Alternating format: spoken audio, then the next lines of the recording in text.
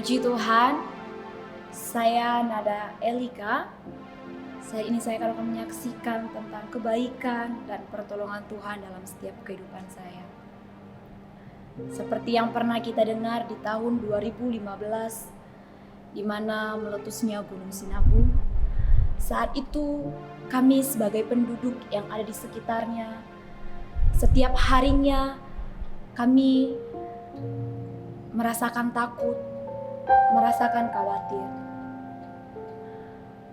Karena saat erupsi Gunung Sinabung, kami tidak bisa prediksi. Dan ketika malam hari, di saat Gunung Sinabung mengeluarkan lahar panas, semua penduduk berteriak. Dan saat itu, saya dan saudara-saudara saya hanya bisa berteriak dan memanggil orang tua kami. Namun kebetulan saat itu orang tua kami tidak ada di rumah. Jadi kami berusaha lari mengikuti penduduk yang ada. Dan kami pun tiba di tempat pengungsian. Ketika pagi hari, ketika kami melihat rumah kami, namun rumah kami sudah ditutupi dengan abu vulkanik. Dan di saat itu kami tidak diizinkan untuk sekolah. Karena ditakutkan ketika ada di lokasi sekolah terjadi erupsi Gunung Sinabung. Dan dikatakan akan ada bencana yang akan terjadi. Akan ada erupsi Gunung Sinabung yang lebih luar biasa lagi. Dan di saat itu penduduk yang ada di sekitar itu mulai berencana untuk meninggalkan daerah kami yang ada. Banyak orang-orang yang mulai menjual tanah mereka untuk bisa pergi dari daerah tersebut. Hanya karena kata bencana akan terjadi.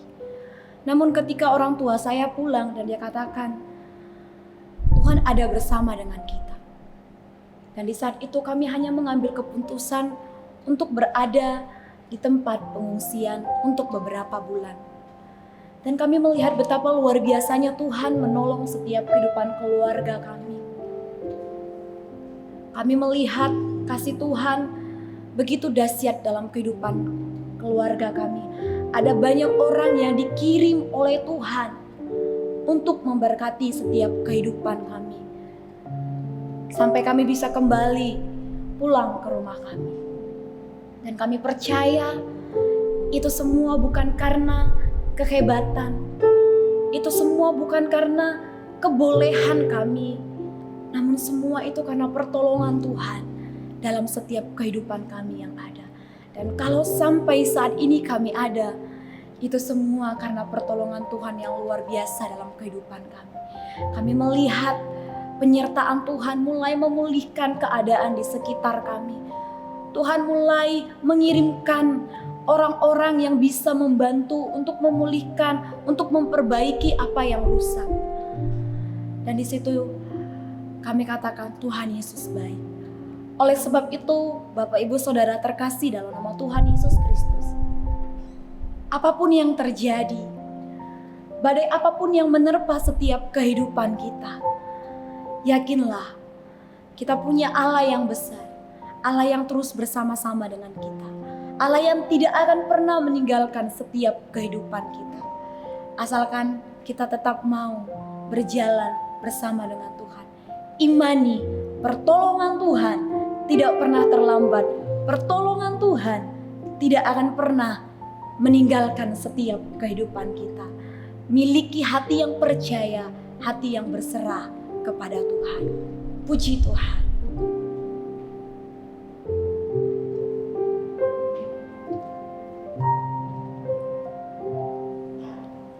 Pertolonganmu begitu ajaib. Kau telah memikat hatiku di saat aku tak sanggup